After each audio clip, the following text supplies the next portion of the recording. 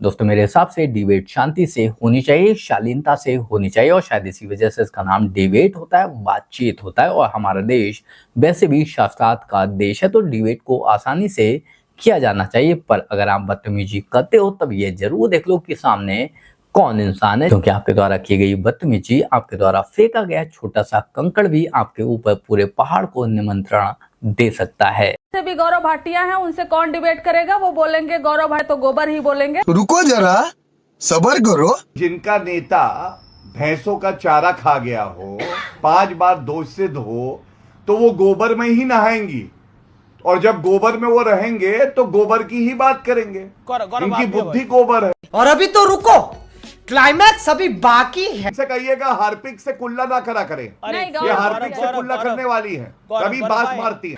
दोस्तों गौरव भाटिया के नेचर से आज की डेट में कोई भी अनजान नहीं है। भाजपा भी गौरव भाटिया को शायद इसी वजह से पार्टी में बनाई हुई है कि सुप्रिया श्रीनेत जैसे गालीबाज लोगों को ये इंसान शांत करा सके। पर आरजेडी की ये प्रवक्ता, ये बैल बुद्धि प्रवक्ता आज गौरव भाटिया से ही पंगा ले बैठी। गौरव भाटिया को ही खरी खोटी सुनाने के चक्कर में अपनी और अपने मालिकों की झंड करा बैठी। और ये झंडे इतनी ज्यादा खतरनाक थी कि इस डिबेट के बाद में कंचना यादव कभी भी गौरव भाटिया के सामने पड़े ही नहीं। बाकी क्या हुआ था इस डिबेट में, इस बहस में, आप खुद देखिए। गौरव भाटिया, 3 चीजें बहुत महत्वपूर्ण है राजनीति के अंदर। एक है कि समन्वय क्या होता है, दूसरा है कि ट्रैक रिकॉर्ड क्या है, और तीसरी महत्वपूर्ण चीज है कि आपकी अपनी एक्सेप्टेबिलिटी कितनी है। लेकिन इन पूरे मामलों के अंदर एनडीए एज अ अलायंस, टकराव तो वहां पर भी है लेकिन सामने नहीं दिख रहा। देखिए, ऐसा है कि जहां तक एनडीए की बात है, सब एनडीए के घटक दल नरेंद्र मोदी जी को अपना सर्वोच्च नेता मानते हैं और हमारे यहाँ पार्टी दल की महत्वाकांक्षा होना तो स्वाभाविक होता है, लेकिन वो बातचीत करके हम लोग सुलझा भी लेते हैं और हम में ये हुनर है कि सबको साथ में लेके चले। दूसरी तरफ जैसा आपने बताया, चाहे उत्तर प्रदेश हो, चाहे महाराष्ट्र हो और चाहे झारखंड हो, जी घमंडिया अलायंस आपस में कपड़े फाड़ रहा है एक दूसरे के। मैं आपको संजय राउत का एक पहले बयान बताता हूं। उन्होंने कहा कांग्रेस का कोई नेता हैसियत नहीं रखता है, सक्षम नहीं है हमसे बातचीत करने में, हम राहुल गांधी से बात करेंगे। बिल्कुल उन्होंने कहा। ये दर्शाता है कि महाराष्ट्र में महावसूली अघाड़ी तय नहीं कर पा रही है कि आगे कैसे बढ़ना है और दूसरी तरफ महायुति आगे बढ़ रही है। एक फर्क और देखिए आप, उद्धव ठाकरे, बाला साहब ठाकरे जी हम सबके लिए श्रद्धेय हैं। जब तक हमारे साथ थे तो हम लोग जाते थे, उनसे बातचीत करते थे, सम्मान देते थे और उसके बाद टिकट जो है मातोश्री पे तय हो जाता था। लेकिन अब उद्धव ठाकरे भाग रहे पीछे पीछे और कोई उनको पूछ नहीं रहा है। और गजब की बात तो ये हो गई, और कितनी गर्व की बात है हमारे लिए, विरोधी भी जिसकी तारीफ करने लगे, ऐसे हमारे नेता नरेंद्र मोदी जी हैं। प्रियंका चतुर्वेदी का एक बयान आया, उन्होंने कहा आज तक का सबसे अच्छा नेता कौन है, और प्रियंका जी बोली नरेंद्र मोदी जी हैं। अब आप मुझे बताइए, उनको बाला साहब ठाकरे जी भी नहीं याद आए, उद्धव ठाकरे का तो नाम ही नहीं दिया, आदित्य ठाकरे तो कहीं लिस्ट में ही नहीं है, फेल हो गए। लेकिन ये हमारे लिए गर्व की बात है, नरेंद्र मोदी जी वो हिमालय का पर्वत है जिन्होंने विरोधियों से भी अपनी तारीफ करवा दी और इसीलिए जनता हमारे साथ खड़ी। अनुराग भदौरिया, आप लोगों ने भी 12 सीटों की डिमांड रख दी है, या कांग्रेस और शिवसेना का तो मामला सुलझ नहीं रहा? इंडिया गठबंधन फेविकोल की तरह एक मजबूत दलों का गठबंधन है। आपस में लोकतंत्र है, हम एक दूसरे की शिकायत कर सकते हैं, कमियां भी गिना सकते हैं, हम एक दूसरे के ऊपर उंगली उठा सकते हैं क्योंकि लोकतंत्र है, और बाद में हम बैठ के अपनी समस्या का समाधान भी कर लेंगे जैसे हमने लोकसभा में किया।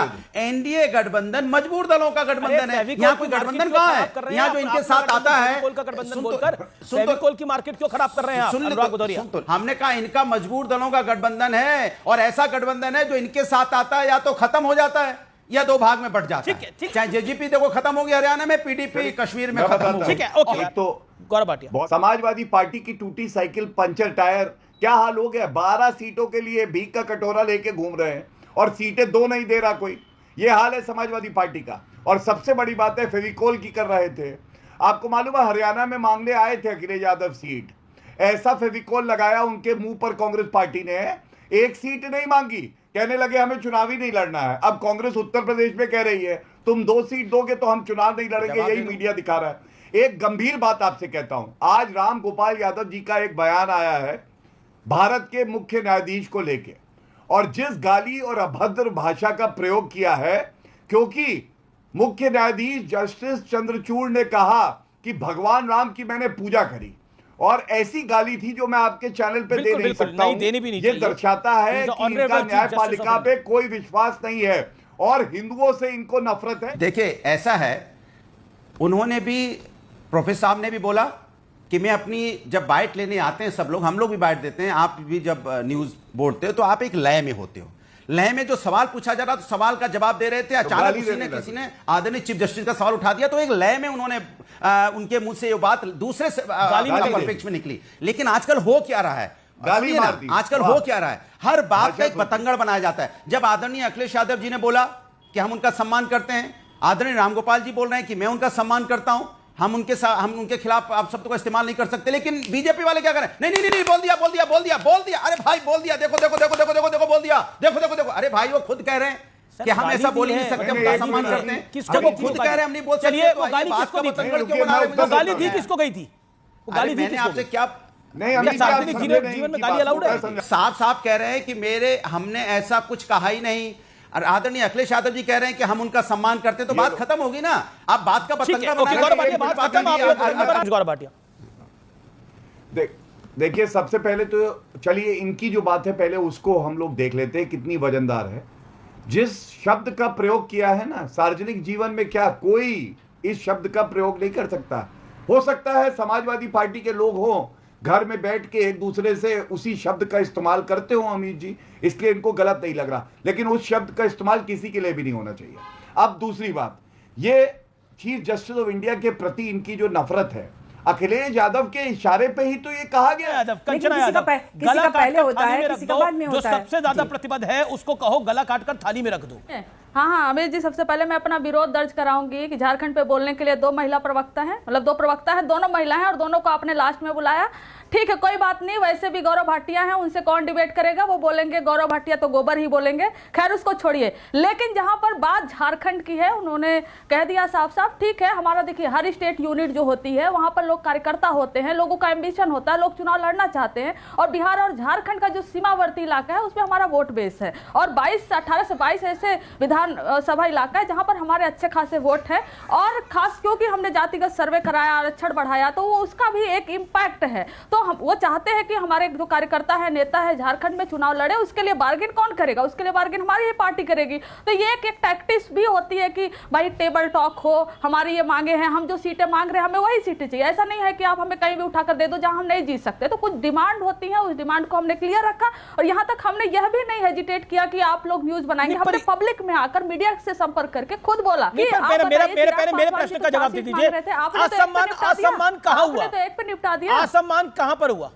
देखिए असम्मान की बात नहीं है, बात यह है कि जब हमारा एक स्टेक है तो हम चाहते हैं कि टेबल टॉक, ये एनडीए नहीं है जहां पर बीजेपी डिसाइड करेगी कि इतनी ही सीटें आपको मिलेगी और यही सीटें आपको मिलेगी और आपको दे दिया जाएगा, आप लड़ो तो लड़ो, ना लड़ो तो ना लड़ो। ये आरजेडी है जो एक प्रिंसिपल पे लड़ती है। Gaurav Bhatia 30 seconds make your point. Amit ji देखिए, मैं बहुत सम्मान एक बात कहूंगा, व्यक्तिगत टिप्पणी की जाए तो अच्छी बात नहीं होती, लेकिन अक्सर हल्के प्रवक्ता, चाहे आप उनको छोटी बहन बुलाएं, आप ही लेके आई ना गौरव और गोबर, कोई विषय नहीं था। टूटी साइकिल से लेके टूटा लालटेन तक बोलने वाले आप व्यक्तिगत लालटेन की बात ही नहीं करी इस कार्यक्रम में। हमें भी स्तर हमें मालूम है, उसी स्तर पे मैं आकर बात की थी। देखिए ऐसा है कि अगर आप इनको छोटी बहन भी बुलाएंगे ना तो भी जो इनका स्तर है वो सामने आ जाता है, और गलती इनकी नहीं है। मैंने तो ना लालटेन की बात करी ना आरजेडी की बात करी, लेकिन जिनका नेता भैंसों का चारा खा गया हो, 5 बार दोष सिद्ध हो, तो वो गोबर में ही नहाएंगी, और जब गोबर में वो रहेंगे तो गोबर की ही बात करेंगे, इनकी बुद्धि गोबर है। लेकिन मैं इतना ही कहूंगा अमित जी, मुझे कोई शौक नहीं है ना मैं इनकी बात का उत्तर दूं, जनता ने इनको उत्तर दे दिया है। ये आरजेडी रंगदारी, जंगल राज, डकैतों की पार्टी, तभी ये आरजेडी है। और आपको मालूम है, केवल इतना जरूर कहूंगा, आपसी लड़ाई है जेएमएम और इनकी, और उस आपसी लड़ाई में खुंदक निकाल रहे हैं हमसे।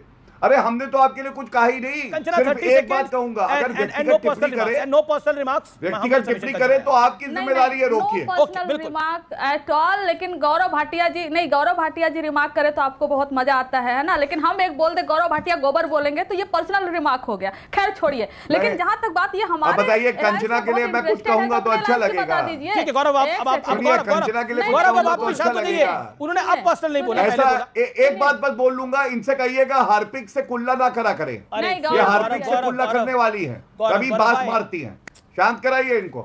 भाई अभी देखो, बास मारने की बात तो मैं नहीं कह सकता क्योंकि पर्सनली मैं इससे कभी भी नहीं मिला हूं, इसके सामने मैं कभी भी नहीं आया हूं, लेकिन हाँ इतना मैं जरूर जानता हूं और इतना मैं दावे के साथ में कह सकता हूं कि जिस तरह की बातें, जिस तरह के पॉइंट्स कंचना यादव रखती है, जिस तरह का शोर शराबा ये करती है और बदतमीजी करती है, उसे भी कहीं ना कहीं बास के तौर पर ही जाना जाता है। वो भी बास से कम तो नहीं है, बास यानी कि बदबू। बाकी आप लोग इस बारे में क्या सोचते हैं कमेंट कर जरूर बताएं। जल्द मिलते हैं किसी नए वीडियो में नए टॉपिक के साथ, तब तक गुड बाय, नमस्कार, जय हिंद।